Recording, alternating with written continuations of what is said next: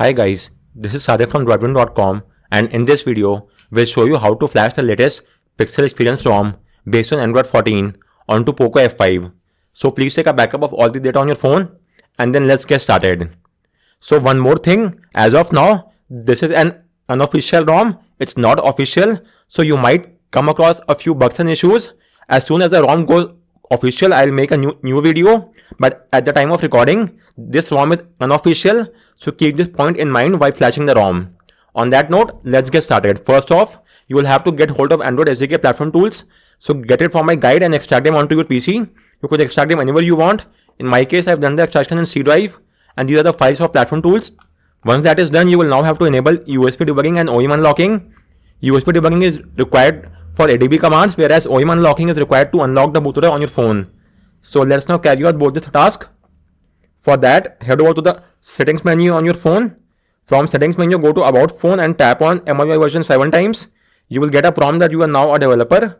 So go back and go to additional settings. From here, you should now see developer option.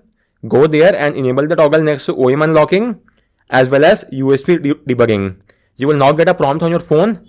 Checkmark, I am aware of all the risk, and then you will have to wait for 10 seconds. Once that time frame has elapsed, just tap on OK. You might get an RC key prompt as well. In that case, tap on OK once again. And with this, debugging is now enabled. Let's verify the same. So go to platform tool folder address bar, type in CMD and hit enter. This will launch command prompt inside platform tools directory. Now type in ADB devices and make sure that you are getting an ID. If you're not getting any ID, then unplug and replug your phone from the PC. Disable and re-enable USB debugging. Tap on revoke USB debugging. Use the official cable that came with your phone and use the USB 2.0 port on your PC. So carry out this USB tweaks and make sure that you're getting an ID. Once you're getting this ID, your next course of action is to unlock the bootloader on your phone. Do note that doing so will wipe off all the data and it might make the boundary null and void as well. If that's well and good, you could refer to my guide and the video and get this job done using the official Me Unlock tool. Once you've unlocked the bootloader, you will now get hold of the firmware file from here. So even if you are on the latest firmware, I will still advise you to flash this firmware just to be on the safer side. So get hold of the firmware from this link and make sure that it corresponds to your country and region. In my case, it's a India variant. So get hold of the firmware corresponding to your region, and once that is done, let's move ahead. So you will now get hold of the ROM file. Again, I'm repeating, as of now, it's an unofficial build. So you might come across a few bugs and issues. As soon as the ROM goes official, I'll make a new video on the same as well. So you may have a look at that video as well. But as of now, we only have the unofficial build. So download the ROM zip file from here as well. And as of now, you should have both the ROM and firmware file on your PC. Once that is done, let's now boot your phone to Fastboot mode. So open CMD window and type in ADB, reboot, bootloader and hit enter. And your phone will now reboot into Fastboot mode. It will take only a few seconds. So let's just wait for that to happen. And now you will have to type in Fastboot devices and make sure that you are getting an ID. If you're not getting any ID, then please install Fastboot drivers on your PC. I have made a separate guide and a video on how you could install the Fastboot drivers. You could refer to my video or the guide and get this job done. Once you have installed the drivers, right click on Windows icon and select Device Manager. Then expand the Android phone section and make sure that your phone is being shown as Android bootloader interface. So this, as well as the serial ID next to Fastboot, signifies that the PC is able to read the phone in Fastboot mode, and we are now good to go ahead. So now you will have to flash the latest TWRP recovery onto your phone. So I have made a separate guide on the same. Let me show you how to install the recovery. So from here we have checkmarked the first requirement, we are checkmarked the second requirement as well, and third requirement as well. So let's start from step 4. First, you will have to download the recovery file, which is for the Android 14 build. It will be something along the following lines. Let me show you. It will be named as from the SDK developer. So it will be something like this. So copy the recovery IMG file and place it inside the platform tool folder on your PC. Now for the ease of convenience, let's rename the file to something shorter. So let's rename it to TWRP and the complete name becomes twrp.img. Once that is done, we could now flash the recovery file onto your phone. So since the Poco F5 comes with a recovery partition, we could directly flash the recovery file to this partition, and we will have to flash across both the recovery A and recovery B partition. For that, you could use either the individual commands, or you could combine both this command into one single command and use this command. So as of now, I will use this command because it is easier and shorter to carry out.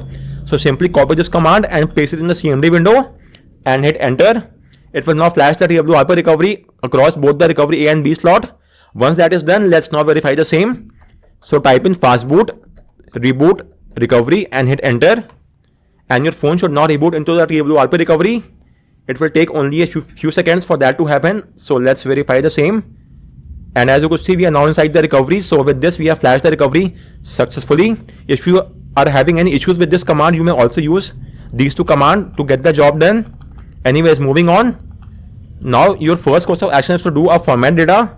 So go to wipe, select format data, type in yes, and do keep in mind that this will wipe off all the data from your phone. So make sure you have taken the backup beforehand. Once that is done, type in yes and hit the blue check mark. It will now remove all the data from your phone. Once that is done, you will now have to transfer the ROM and the firmware zip file onto your phone. So if your phone is visible here, then you must simply copy paste the file inside the phone. So it's just a normal copy paste.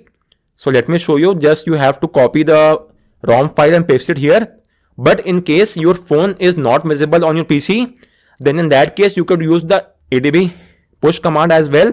I will show you that as well. Let's first transfer the ROM file via the normal MTP method. After that, I'll show you how to transfer the firmware file using the ADB push command. So let's first wait for this to happen, and after that we will show you the ADB push command as well. So guys, the transfer is now done. As of now, I simply use the MTP method, but in some cases your phone might not be visible on your PC. In that case, you may use the ADB push command to get this job done as well. So for instance, let's now transfer the firmware file. For this, I will now use the ADB push method. So transfer the firmware file inside the platform tools folder on your PC. And for the ease of convenience, let's rename it to something shorter. So let's just rename it to FW, and the complete name becomes fw.zip. Now you could use the ADB method. So type in ADB push, name of the file which is fw.zip, space /SD card, and hit enter. And the file will now be transferred onto your phone using the ADB push method. And as you can see, we have got the file. So as of now, make sure that you have both the ROM as well as the firmware file onto your phone. Let's verify the same. As you can see, we have got both the files. You could transfer the file any way you want, via the ADB push, via USB, OTG, or simply MTP. Just make sure you have both the files. Once you have got both the files, let's now flash them. First off, you will have to flash the firmware file. Select the firmware file and do a right click to flash it. It will take only a few seconds for that to happen. So let's just wait. And the flashing is now complete. And now you will have to flash the ROM file. So select the ROM file and do a right click to flash it. The flashing for the ROM will take up to around 6 to 8 minutes. So let's just wait for the flashing to complete. So guys, as you could see, the flashing of the ROM is now complete. Now the ROM already has the GApps. So there is no need to flash GApps. But if you want to flash any other zip files such as Magisk or any other file of your choice, then you will have to do a reboot to recovery and only then flash the zip file of your choice. On the other hand, if you don't want to flash any file and you want to boot to the OS, then simply choose system and your phone will now reboot to the OS. Do keep in mind that the first boot up might take up some additional time frame. This is completely normal and nothing to worry about. From the subsequent time, that will not be the case. So let's just wait for the boot animation to show up, and after that, this will signify that the flashing has been done successfully. And it should now be visible in a matter of few seconds. So let's wait and see. And as you could see, it's the boot animation of the Pixel Experience ROM. So this signifies that the flashing has been done. Let's now wait for the phone to boot up. So it's now booted. Let's get started. And as of now, I'll skip the initial setup process and take you to the OS directly. So let me skip and accept all the terms and conditions and skip this as well. And we should now be within the OS. And as you could see, it's the Pixel Experience ROM based on Android 14 for the Poco F5. And this is the settings menu. As you might be aware, as opposed to the Evolution X or the CR Droid ROM, the Pixel Experience does not have much customization or tweaks. It just has the basic features that you would find in the stock Pixel UI.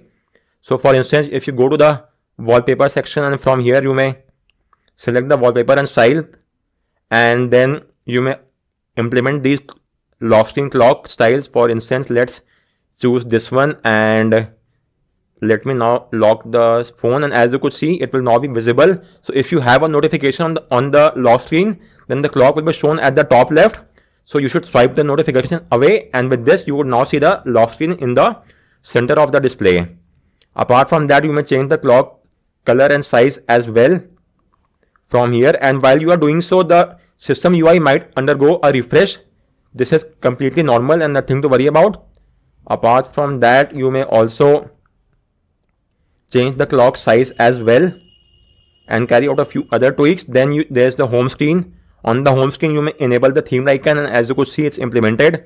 Likewise, you may increase the app size as well, app grid size, and it could now take 5 apps in one row, as you could see from here. And apart from that, it's just the basic UI tweaks that you get on the stock Pixel UI and nothing else. And in the display as well, you will not get any other options as such apart from double tap to wake. And this is the about phone section, so let me show you. It's the latest Android 14 Pixel Experience ROM. So guys, on that note, I round up this video. Again, I am repeating, it's an unofficial build. As and when there is an official build live, I will make a new video on the same and upload that. In the meantime, let's make full use of this build and let me know how it works for you. If you have any queries with regards to the flashing steps, do let me know in the comment section. And thanks a lot for watching.